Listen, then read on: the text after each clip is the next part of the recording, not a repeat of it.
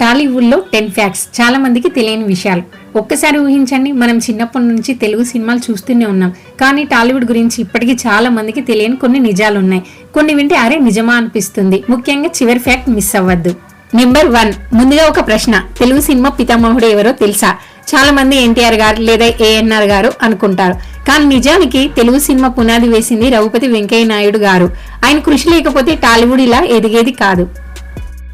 సరే, ఇప్పుడు ఇంకో విషయం. నెంబర్ 2, మొదటి తెలుగు టాకీ సినిమా భక్త ప్రహ్లాద 1932లో రిలీజ్ అయింది.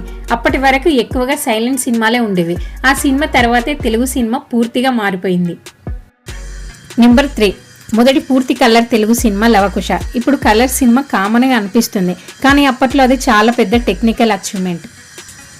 నెంబర్ 4, సూపర్ స్టార్ కృష్ణ గారు హీరో మాత్రమే కాదు, కొత్త టెక్నాలజీలను తెలుగు సినిమాకు తీసుకొచ్చిన వారిలో ఒకరు.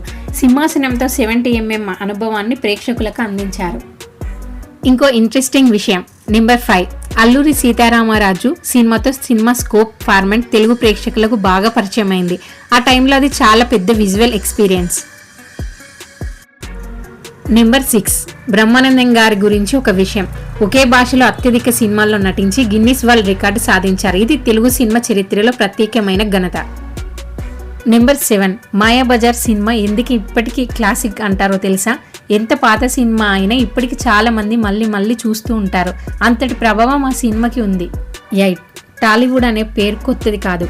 బాలీవుడ్ పాపులర్ కావడానికి ముందే టాలీవుడ్ అనే పదం వాడుకలోకి ఉండేది. ఇది చాలా మందికి తెలియని విషయం.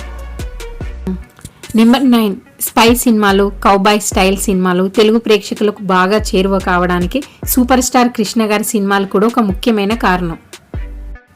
నెంబర్ 10, చివరిగా హైదరాబాద్లోని రామోజీ ఫిలిం సిటీ ప్రపంచంలోనే అతిపెద్ద సమగ్ర ఫిలిం స్టూడియోగా గుర్తింపు పొందింది. అందుకే ప్రపంచం నలుమూలల నుంచి అక్కడ షూటింగ్స్ జరుగుతూ ఉంటాయి. మీకు ముందే తెలిసిందేది, కొత్తగా తెలిసిందేది కామెంట్లో చెప్పండి. ఇలాంటి టాలీవుడ్ ఇంట్రెస్టింగ్ వీడియోల కోసం మూవీ బెల్స్ని సబ్స్క్రైబ్ చేయడం మర్చిపోవద్దు.